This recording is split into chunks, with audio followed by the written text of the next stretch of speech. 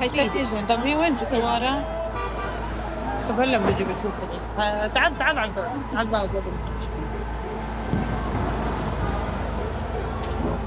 لين انتم خايفين واحنا بنعيش تحت؟ لا برعب هسه تجي الدبلة وحدك. والله هيك رجلي ويداي.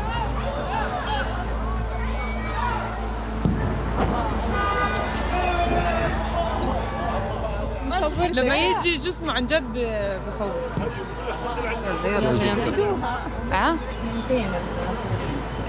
من إيران بيحكوا بس لسه ما بنعرف يعني حسب شو بقولوا بالأخبار.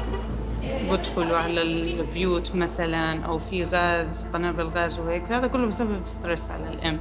وفي بعض الأحيان ممكن يكون إنه بسبب ستريس إنه صار عندها مسكارج. أي واحدة اسمها لا مش عارف. مرض تسليم.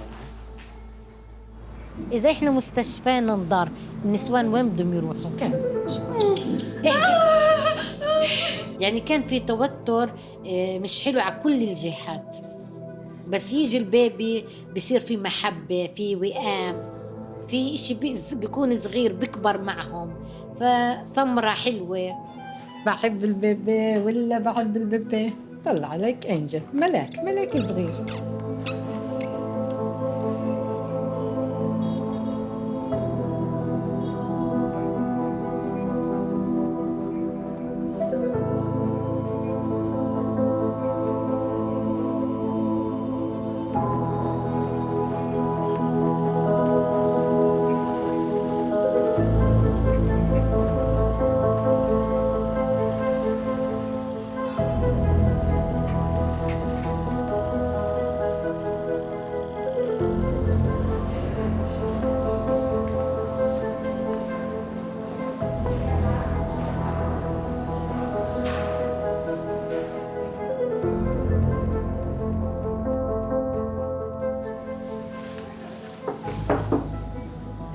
أيوة برافو، شوي أيوة ممتازة، مش أخف، راحت. أنا بحب الكبال كتير، المعنوي، إنك تخفف تعملي قد ما بتقدري تخفف معاناة المرأة، أي إشي بخفف على المرأة.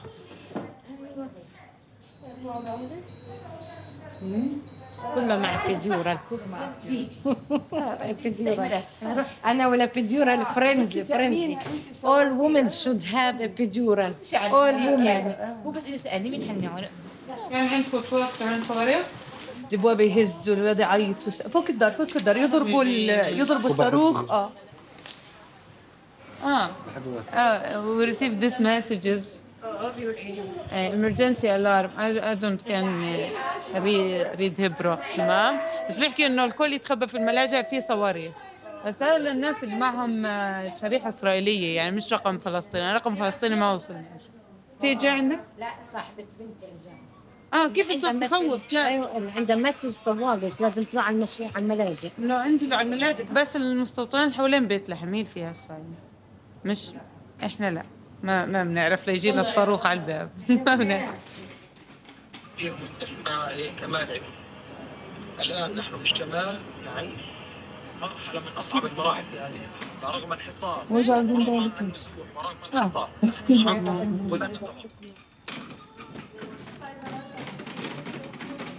الله يبعدها الحرب عنا يا رب، والله يبعدها عن مستشفانا، لأنه إحنا المستشفى الوحيد بكل الجنوب بعطي هيك خدمات.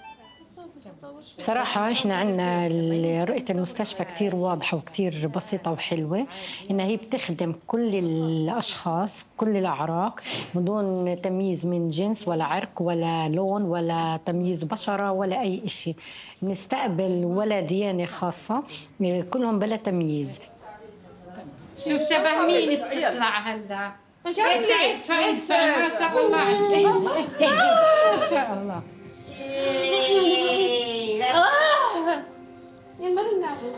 استنى يا مسكي شفتي محلاها. Always I'm happy to deliver a healthy baby, a healthy and wealthy baby. It's a good. You see the expression?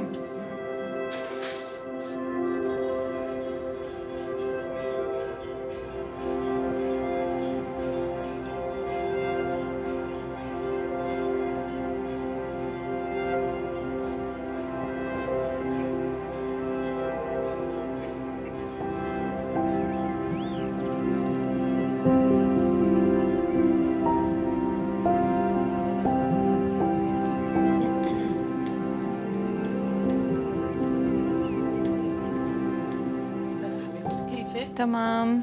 من وين انت؟ من القدس. اول زياره. الشهر الخامس. توزني هون غدة 60. خلينا نشوف حبيبتي ضغطك غلبي ولا لا؟ شوي. ريحيها، شديش ايدك المرة. ايش الاسم؟ رينات صلاح.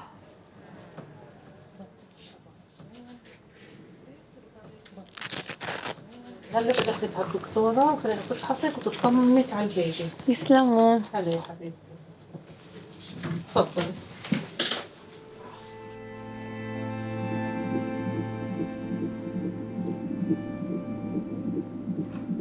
كبران. يعني هم بيحكوا الامور بتبلش من لحظه انه انت مش لما تجيبي الببو، لا، من لحظه ما تعرفي انه انت حامل. بتذكر هيك اول ما عرفت رنيت على صاحبتي، فاول شيء رنيت لها انه انا حامل، هيك صرنا نبكي على التليفون. يعني كان هيك في هيك لحظه كتير دافيه، لحظه كتير هيك حميميه.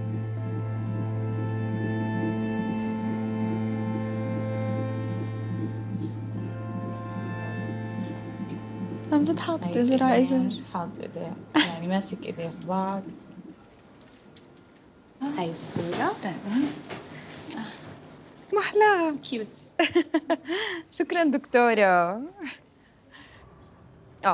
اليوم تأكدت إنه ولد.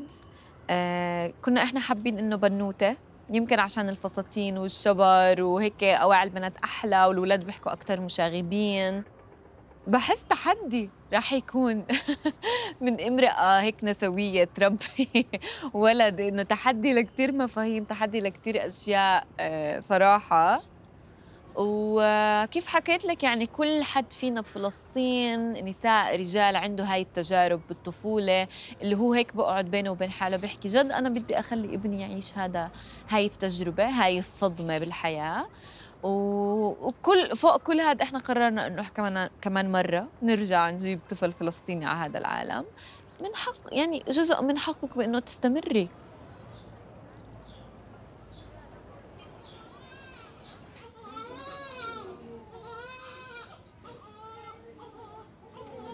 عرفتوا بتطلعوا ولا؟ شكله أنا ممرضة بشتغل في العائلة المقدسة. أنا اللي بشتغل من سنة 1997 عمر ابني. صرت أشتغل هلا حالياً أنا في العيادات الخارجية، بطلع على العيادات المتنقلة برا المستشفى.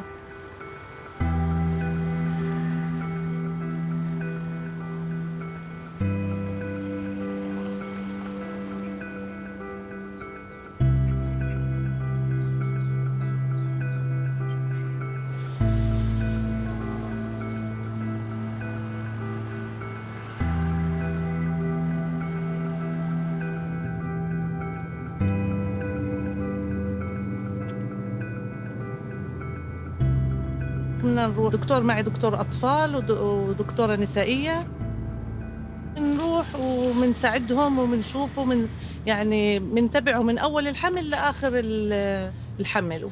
هون في حاجز ممنوع نمرق، فلازم نلف لفة طويلة تنصل الطكوع. فبنضطر نيجي من هون، مع إنه هنا أول شيء أطول وأخطر. طبعاً في 3 مراحل، 3 أماكن، اللي هي أول إشي كيسان، وبعد ما نخلص من الكيسان بنروح على الرشايدة، بعدين على الرواعين.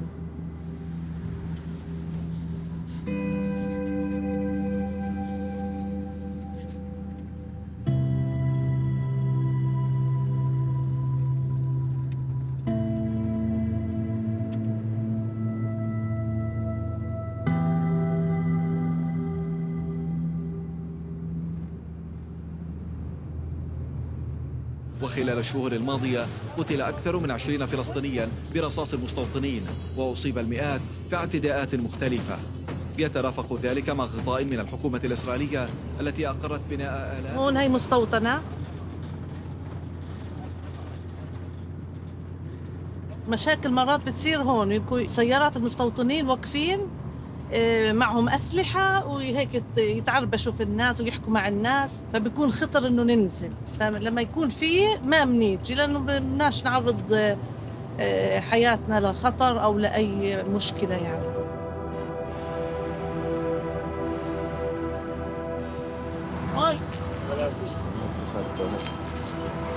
ليش ضروري يعني تدفعوا بالموبايل كلينيك؟ لا، هذول الناس الجد هم بحاجة، صعب يصلوا أصلاً. هذيك مناطق أول شيء بعيدة وهم أصلاً بدو. صح حركات اليهودية جو.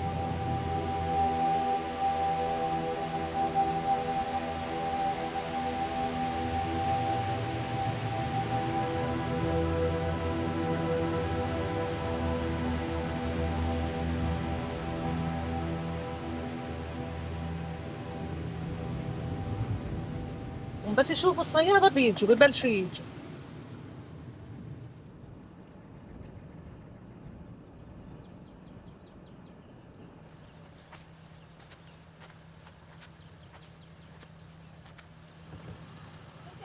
الميلاد عطوكي 28 شو اسمك؟ تشكي من إشي؟ والله بس أحس تلف تعبان. هلا بعطيكي فيتامينات. شكله ما بس بالمي زيادة حوالين القلب بدك تخططي لي.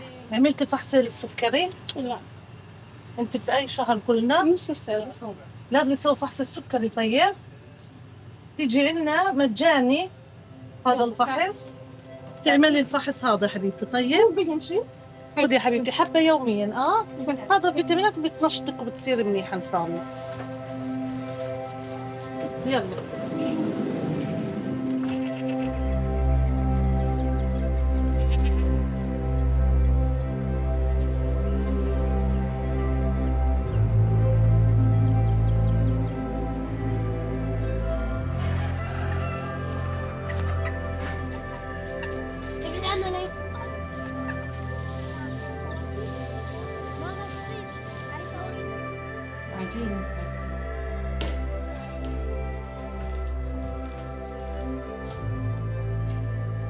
ولما يجي البيبي كيف تعرف؟ يعني هذا بفكر فيه يعني جاء لهذه النقطة، يعني بفكر في الخبز وفي العجين وفي الأولاد وش بدي أصير فيهم، بس يعني للأم بتكون. عندي 5، 3 أولاد وبنتين، وحامل في 7 شهور.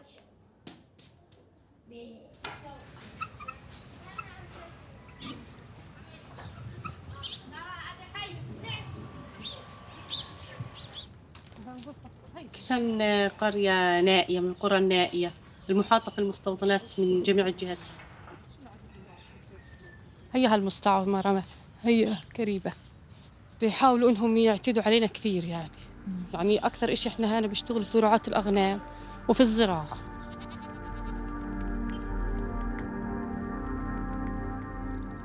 بعد حرب 7 أكتوبر مثلا زاد الاعتداءات، الجيش مساند للمستوطنين وهم اللي بيحموهم أصلاً. هاي الجيش يعني بنفس الوقت انت بتصوري أنا خايفة. انت خايفة هلا؟ الحين يعني بحكي يا ريتني ما جيت من هنا، يعني يكسروا الكاميرا ولا يعتقلوني ولا يعتقلوا كاسني.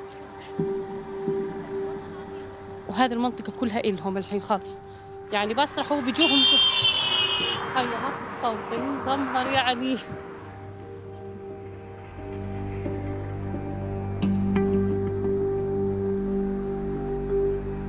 في 10/11 جوزي وسيلفي كانوا سارحين مركز سيارة مستوطنين، ممنوع تسرحوا بالأرض تحت، هذه إلهم. بلشوا فيهم في قنابل، في حجار، يعني أنا ما قدرتش، ضليت واقف فوق بس أتفرج وبحر، ما شفتش ولاد. هذا سيلفي المستوطن هو اللي وقف في سيارته، هو نزل عليهم، يعني هم مش مسويين إشي، سارحين في الغنم. هاي الغنم يعني مبينة. هذا جوزي بطعم في الغنم، إلا بطعمهم إنتو يعني اعتداءات المستوطنين علينا. كنا يعني دخلنا من الأغنام، عشان هيك يعني وضعنا والله صعب. بخاف من المستقبل أكيد، بنيجي للأسوأ مش للأحسن. يعني الحين أنا فعلا بفكر في اللي في بطني.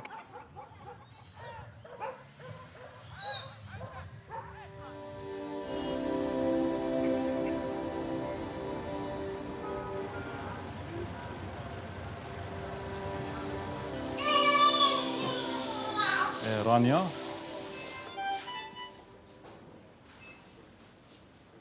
So we have two new cars here, twin boys that just arrived.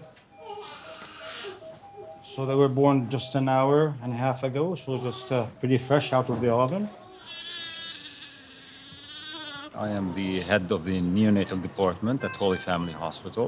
I was born and raised in Bethlehem. When you think about Bethlehem, you think about childbirth and looking after babies.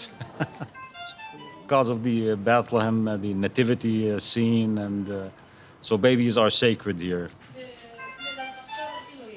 هلا بيبي شيماء لازم على السريع نسلكوا يا هبه لانه هدول في بيت فجار مشوارهم بعيد. يعني في تقريبا 25 بيبي اليوم عندنا في الحضانه.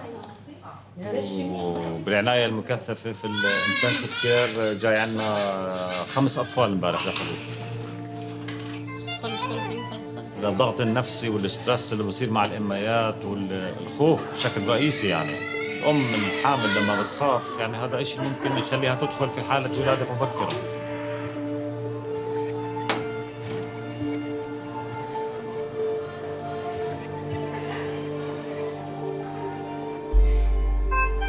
كنت يعني مستنية من ربنا طفل واحد، ربنا أكرمني 2 وشاء القدر وولدت في أول السابع على 27 أسبوع. فخفت إنه يكون صاير فيهم إشي أو إنهم لسه مش مكتملين عشان ولادة بدري لسه. بحكي لهم إيش في إشي، بحكي له خسرت الولد، لا بقول لي العوض في سلامتك، الولد مات، موقف قلبه.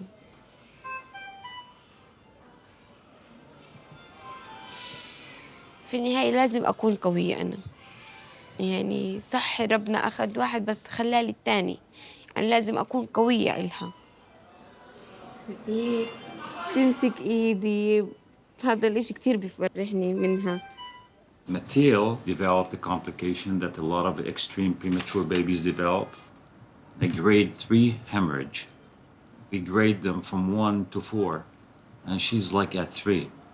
It's unfortunately a very bad scenario. But things could turn around with her.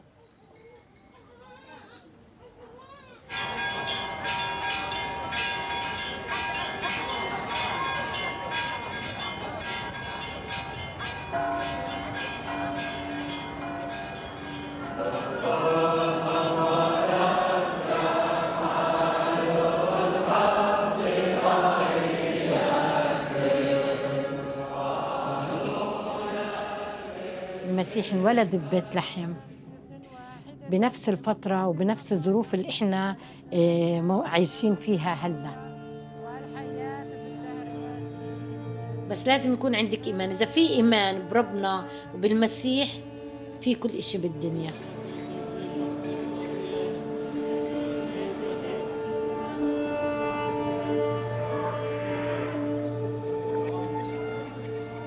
بدي بدنا نعمل على نية أهل غزة وأطفال غزة وعلى اليتامى، وإن شاء الله يا ربنا تحط السلام بكل العالم.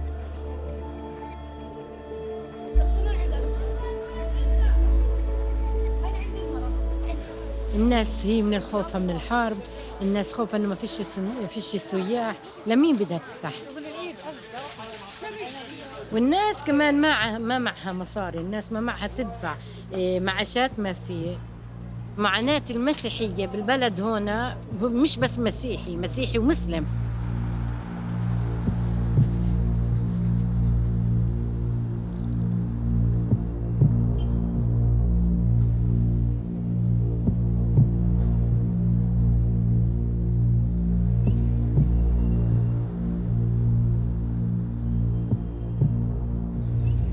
متعقدة من الحواجز لأنه أنا من عمري كتير صغير بقطع الحاجز اللي هو حاجز قلنديا.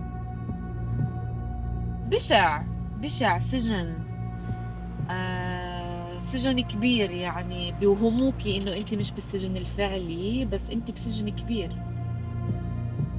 إمتى ما بدهم بيسكروا الحاجز. امرأة حامل مخيفة فكرة إنه انحشرت تسكر الحاجز ما تسكر الحاجز، لأنه كمان بنسمع هاي القصص إنه يعني النساء ولدوا على الحاجز. غير المعاملة اللي إحنا بنشوفها يعني بشكل يومي، إنه أنت يعني بشكل مباشر في تواصل مع الجنود على الحاجز اللي هم كتير مرات إذا ابتسمتي بيكون بالنسبة إلهم إنه استفزاز. فأنا بشوف كمان إنه صح صعب كتير، بس انه صمود، هذا صمود انه انت توقفي على الحاجز، صمود انه انت تبتسمي بعد ما وقفتي 2 و3 ساعات على الحاجز، صمود.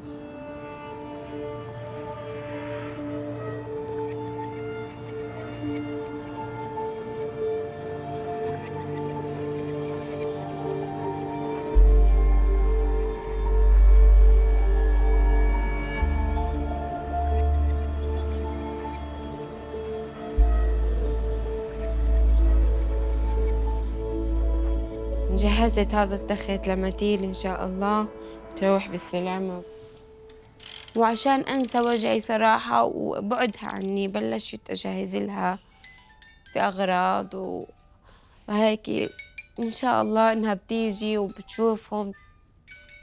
أنا مستعدة أضل ليل نهار. طبعا هدول لسه مش كل إشي، بس لسه إن شاء الله بنشتري لها كمان وبجيب لها كمان أغراض ولباس. رحت على البيت هون أختي جابت لي إياهم، كان لسه الولد مش متوفي. واحد للبنوتة وواحد للولد الله يرحمه.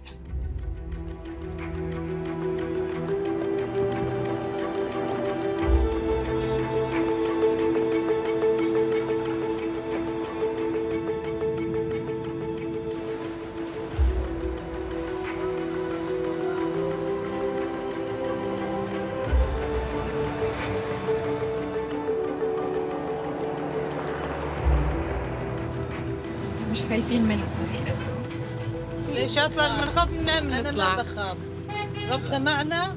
تخوف الطريق، ليش ما بتخوف؟ بس يعني ليش بتخوف؟ بس اليوم يعني ما حكونش في مستوطنين إذا وين. إشي بده يصير يعني أنا بدي أمنع ولا الله اللي بيحمينا يعني. بس الطريق بتخوف. الطريق بتخوف، بس شو بدنا نسوي يعني؟ احنا بدنا نطلع، بدنا نضلنا عايشين ونستمر ونشتغل ونكمل. هي شايفة الجيش؟ جيسيكا ممكن ما نمرق. هاي مسكرين. هاي فما عم مسكرين شكله رايحة للوتس. لا شكله أبصر شوفي الله يستر. يما شي غلط، بس في جيش وفي شرطة. في إشي شكله. في شي عندنا.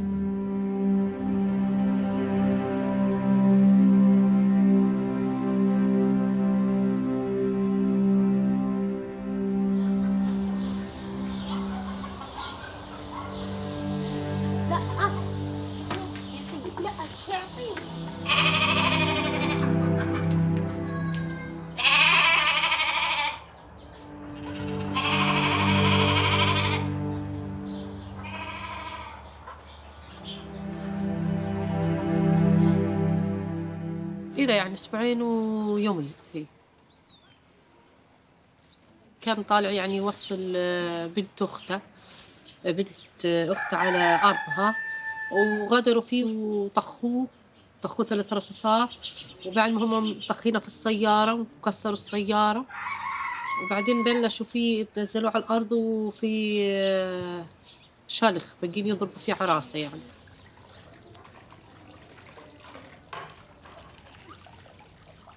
والمسؤولية علي أنا يعني تصير الأب والأم، يعني بحكي لك في نفس الوقت.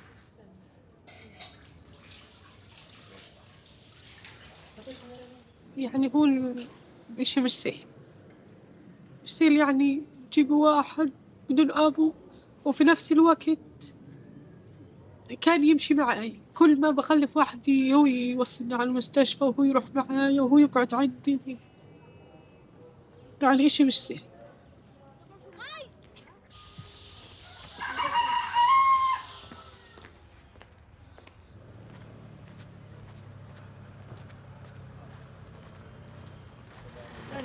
كيفك؟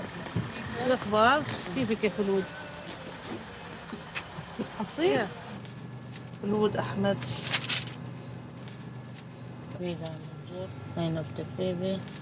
يعني كل شيء طبيعي عشان جوزي توفى له 15 يوم، يعني بدي أطمن يعني على اللي في بطني. الله يرحمه. أمور البيبي ما تخافيش شوية. مبين شو هو؟ هلا بحاول شو أنت متوقعة؟ ما هي اللي اجوا هذا حكوا لي بنت، عشان هيك رحت على بيت لحم حكوا لي ولد. أنا ولد مبين. أنا شفتيه خلص. هلا بتشوفي. شوفي هاي سكروتة تمام. شفتيه؟ ولا ببين في ناس بس عشان تديري برضو بالك على حالك عشان منها تكملي الفيتامينات وتاكلي منيح عشان البيبي.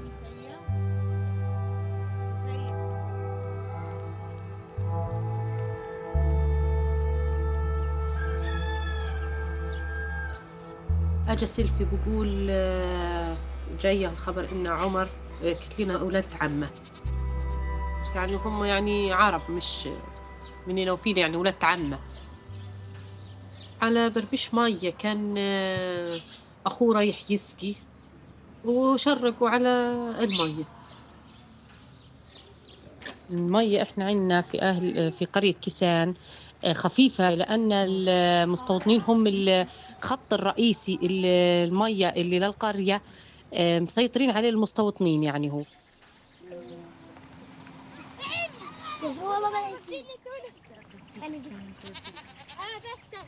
شو بتفكري تسمي البيبي؟ بفكر أسمي عسمة. يعني كثير بحكيها إلى هذه الكلمة، يعني من يوم ما تجوزنا للحين يعني ما تغيرش. يعني أقول له أنا بزيد حبي إلك، ومش بس بحبك أنت، مثلا بحب الاسم اللي إلك.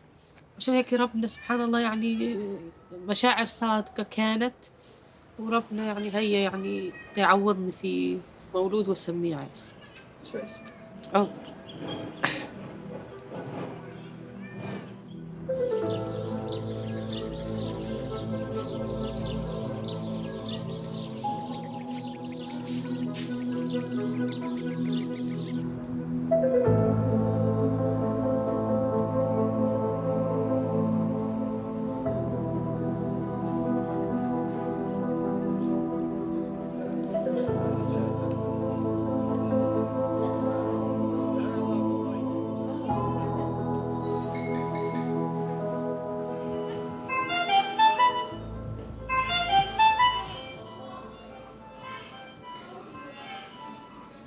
شو وضعها؟ تمام الحمد لله. ماشي الأمور؟ الدكتور امبارح لما حملتها مش عارف حاسه انه شوية من هنا كبران. أكبر شوي مزبوط، واحنا كنا نسحب لها شوي من المية اللي في راسها بتتكون في راسها. لأنه المشكلة مش بس إنه الراس يكبر، كمان إنه المية اللي بتتراكم في الدماغ تصير تضغط على الدماغ، وهذا بأثر على التطور بعدين. بسوي لها صورة تلفزيون من راسها بس نشوف شو وضعها.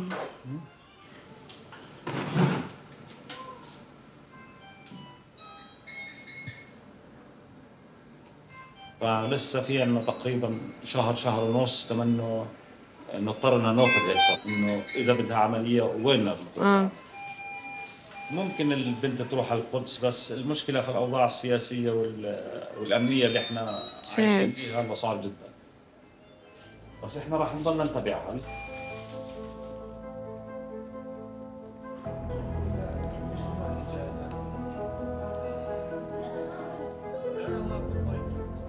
شو بيحكي الطريق كانت مسكرة، فتحوها هلا.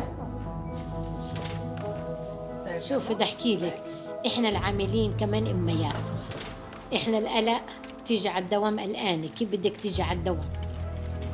كيف بدك تروحي؟ رح تروحي ولا مش رح تروحي؟ في توتر مش حلو على كل الجهات. احنا بال2002 كنا بالمستشفى هون، كان في اشي اسمه انتفاضة.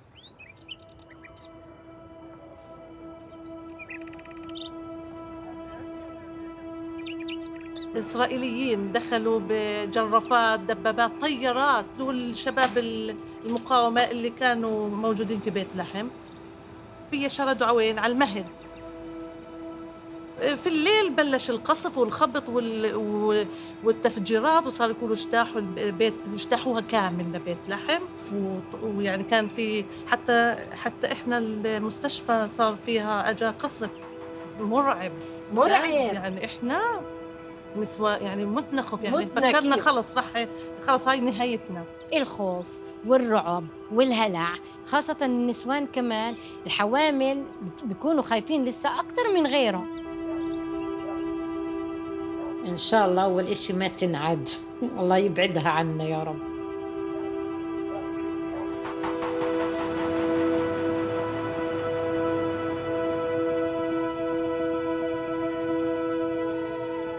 هلا أنا بعرف إنه في تجارب مختلفة. تجربتي الفردية يعني أنا بالحمل بالبداية كان في خوف إنه هيك إنه يعني إنه أكتر أتحرك أعمل جهد، بس نزلت على الميدان يعني كل إشي كان الحمد لله يعني تمام. أنا هون أخصائية اجتماعية، بنقدم خدمات دعم نفسي، مرافقة نفسية. مجموعة الفتيات اللي أنا رايحة أشتغل اليوم معهم من مجموعة يافعات من مخيم شعفاط. مخيم شعفاط هو من أكبر مخيمات قضاء القدس. تخيلي إنه يعني حشرين الناس ببقعة جغرافية كتير صغيرة، تقريباً عدد السكان أنت بتحكي عن 23,000 نسمة. يعني هذا الاكتظاظ بيعمل كتير مشاكل. يعني ما في حقوق، ما في بنية تحتية، ما في كهرباء، المي بالأغلب الأوقات مقطوعة، في مشاكل اللي هي بتتعلق أكتر بالمخدرات، قديش مشرعنة، السلاح، العنف، يعني الجريمة بمخيم شعفاط مخيفة.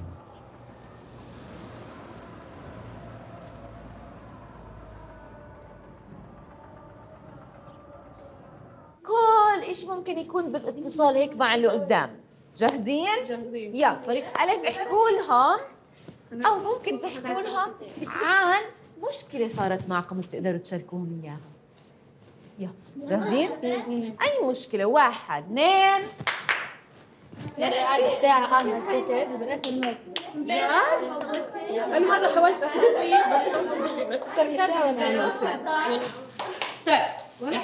فلا ولا مرة بنزل على الميدان وبرمي هيك معتقداتي للبنات أو لا، هو يعني ممكن يكون أكتر إشي تبادلي، بعكس تجربتي بس كمان يعني بسمع تجربتهم وبحترمهم.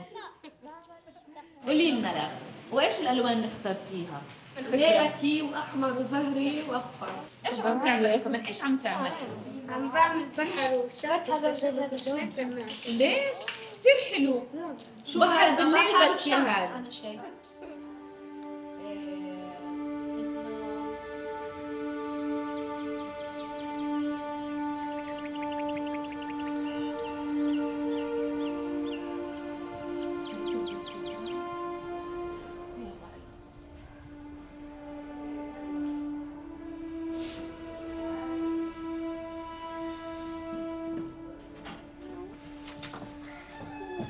صح استاذ. والله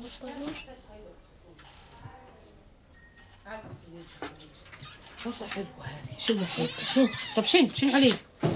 والله تجنن. ايش بديش. يعني بتمنى ان ربنا يعطينا القوة يعني الواحد يتحمل عشان اولادنا. اولادي مروا صراحة في يعني ظلوا خايفين، يقولوا جيشتهم يجوا علينا على الدار، يعني خافوا كثير من المستوطنين والجيش وفي نفس الوقت اجتهم كمان موتة ابوهم. وانا يعني بقدرش مثلا اقوم مثلا هيك في غنم هيك، ما بقدرش، بعرفش لهم يعني، لانه هو كان اللي يحط لهم يسوي. باعوا منهم، ما ضلش شويه. والحين ابني بحط لهم الصبح كان ما يمشي على المدرسه صراحه. كم من غنمة كان عندكم؟ حوالي 20. وهلا كم من وحدة عندكم؟ 3.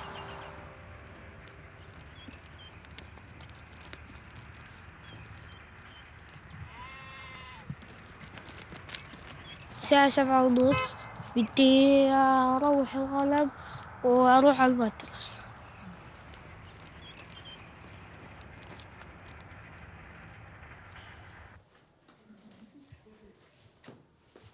بتمنى إنهم ما يتسربوش من المدارس ولا يبطلوا من المدرسة. بتمنى إنهم يكملوا يعني تعليم، إني أقدر إني أخليهم يكملوا تعليم، لأن هذا يعني من مناية.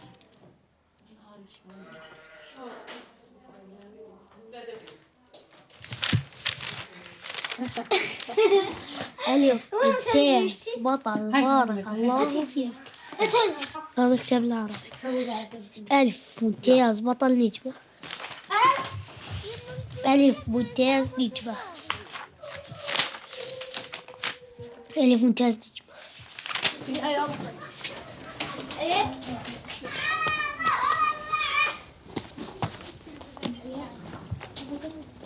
الصغار الاثنين بيضلوا هوش. مثلا محمد وموسى بحسهم بضربوا بعض، يعني بضربوا وبيقلدوا مثلا كيف صار معهم مع المستوطنين. وبحكي لك يوم بلعبوا حتى بيحكوا هيك، بيسووا نفس التصرفات المستوطنين. يعني صراحة يعني نفسيا أكيد إنهم متأثرين الأطفال.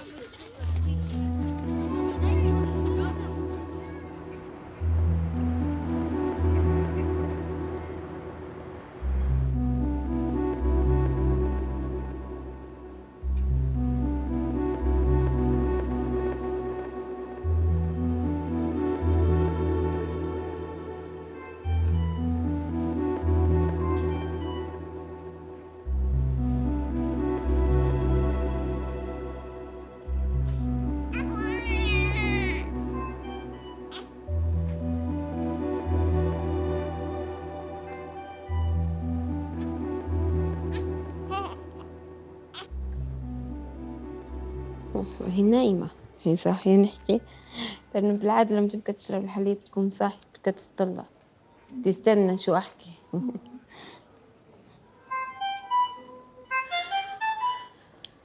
بس بعدين ما شاء الله عنها قوية، يعني لحالها تحسنت الحمد لله.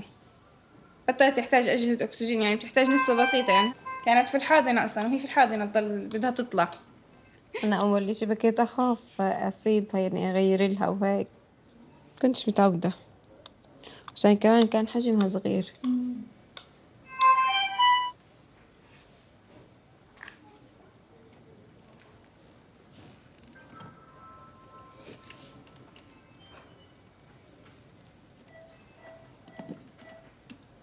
بحكي وقتاش يعني بدي أروح وهي تروح معي وخلاص.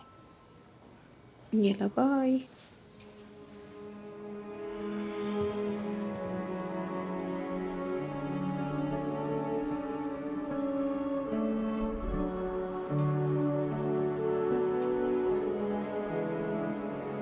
هلو.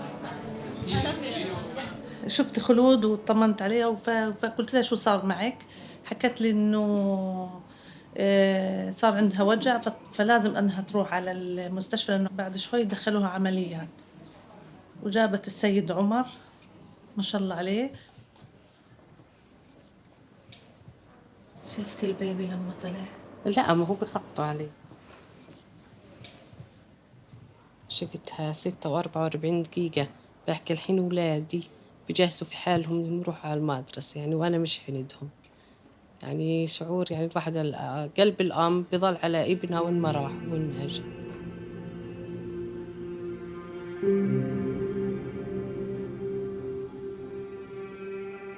كله عائلة مقدسة.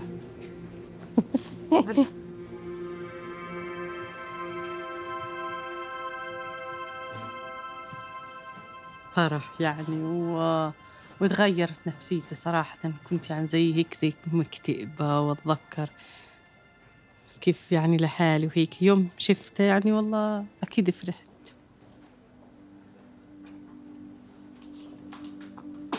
ليش بعاطس طيب؟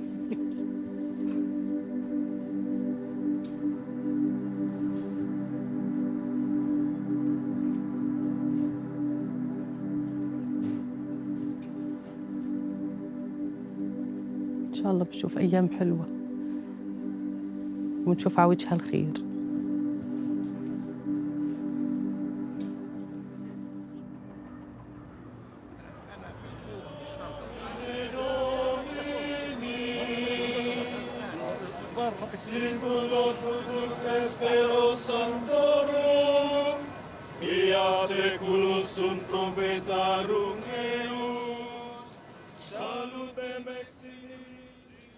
أنا بصراحة بحب الكريسماس كتير.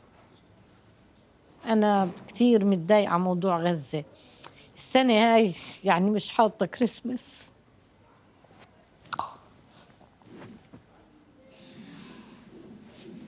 كملي كملي كملي، حلوة حلوة، فيش طلقة، خدي نفس، فيش وجع، اهدي. برافو، بس يجي خليها تحمى، تعمليش اشي، فيش وجع. بننام وبنصحى واحنا بنسمع اخبار، بنعيط، مش قادرين نساعد.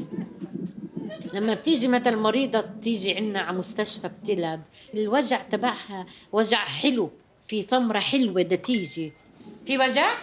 يلا ادفعي. بس أهل غزة هدول يعني بتحزني عليهم، ما فيش إشي، ما فيش أمل، حتى الأمل أخذوه منا. كملي حلوة كملي ونعمل يا بنات، ادفعي. شدي رجليك. ادفعي جاكي لعندك، يلا شوف. كمان ادفعي. بس لوس. كملي. برافو. ايوه شوفي ما اعلى. دكتور ادخلي عشان نشوف البيبي. هي البيبي. طلعي كيف بيسلم عليكي، طلعي ما احلى. يلا استني. يلا. مبارك يا حلو، بيجنن ما شاء الله. اسمعي صوته، اسمعي. هذا بروح. ما شاء الله. اسم الصليب عليه يا الله. شوفي نمسكه من عند كتفه. ايوه برافو عليها. ايوه يلا 1 2. هاي اصلا بالنسبه لليوم عشان عيد الميلاد، هاي هديه عطيه من السماء، اشي حلو يعني. مش الكل، يا ريت لو ترجع الدنيا وارجع اجيب بنفس اليوم.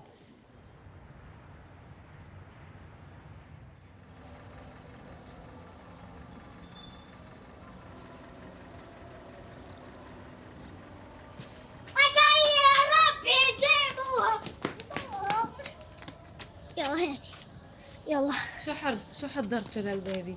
حوايج. شو اشتريتوا؟ احكي لي. حوايج وصابونة نحمم الولد فيته، وجبنا له كمان حوايج وملفذة نحطها عليها وبس. بينام في النهار وبصحى في الليل، عشان هيك الليلة مثلا قام 4 مرات في الليل. عشان هيك قبل بشوية يعني غيرت لونيا.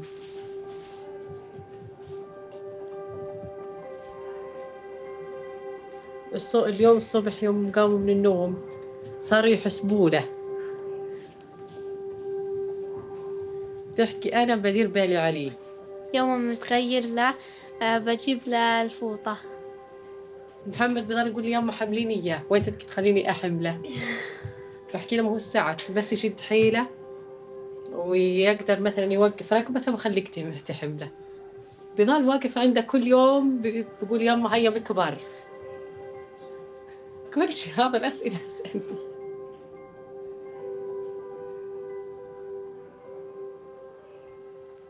أول ما أجي يعني تخلطت مشاعر حزن وفرح كمان يعني الإشي اللي مرينا فيه مش سهل يعني. أبوهم مات وكتل بعدين. حسيت بالمسؤولية أكثر يوم بعد وفاته. يعني الواحد بخاف مثلا والله بخاف يرحلونا المستوطنين من دورنا لأن هالمستوطنات قراب علينا. يوم كان عندي غنم كنا نسرح في المنطقة هذيك، الحين حطوا مظلية وبقعدوا هم بسووها منتزه لهم بقعدوا فيها في الليل، وحطوا نجمة كمان بتضوي في الليل. يعني عادش بقدر المنطقة تحت هذيك يصلها نهائيا صراحة، وخايفين في أي لحظة يطردونا إحنا من دورنا. يعني الواحد والله بفكر بقول طب يا رب مثلا رحلونا وين نروح. بخاف لأن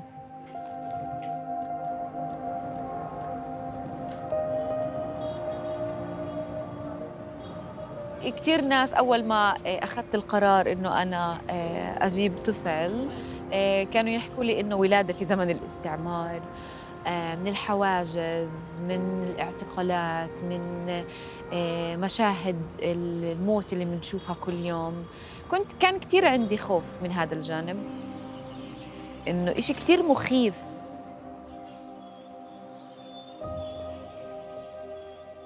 بس أنا بشوف إنه في أمل، لأنه الأمل بيجي من إنه أنا بعطي معنى لحياتي. كتير حلو للبحر. أنا هلأ اكتشفت إنه أواعي البنات أحلى. أواعي الأولاد حرام مش كتير حلوة. يعني كيف الصدمات متوارثة، كمان هاي الأدوات المقاومة والصمود هي متوارثة عنا الفلسطينيين. أنا يعني هيك بشوف إنه هو كمان طفل كتير محظوظ، لأنه في كتير ناس بتستناه بتحبه، ففي خوف بس كمان في أمل.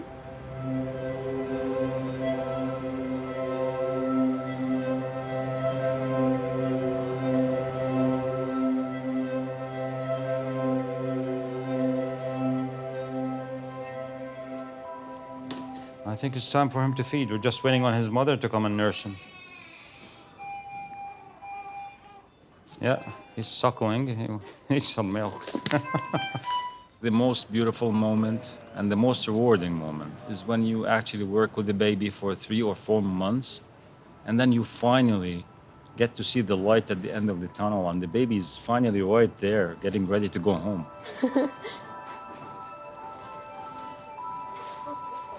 مرحبا يا ربي. خلصنا نروح اليوم. تعالي البسي صار لها 85 يوم الآن المرك، وكأنهم 35 سنة بالنسبة لي صراحة. صح فرحتي مش كاملة بس الحمد لله رب العالمين. كنت متمنية أروحهم 2 بس. يمه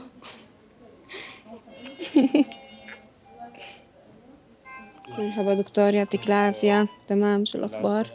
الله يسلمك. الحمد لله على السلامة، واحنا لسه مش مبلشين في الإجراءات. يعني إنجازاتها فظيعة هالبنت. إن شاء الله نروح على المدرسة مثل ما شفنا غيرها من الأطفال. إن شاء الله.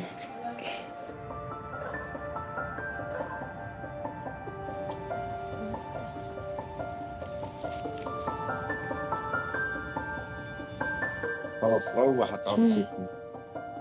يا ربي. أهلا وسهلا. في أول إشي إنه يعم السلام والأمان، هذا أهم إشي، ونعيش يعني هيك أسرة حلوة مع بعض، ومتيل تكبر قدام عيناي وأشوفها في المدرسة وأشطر البنات وأحلى البنات إن شاء الله.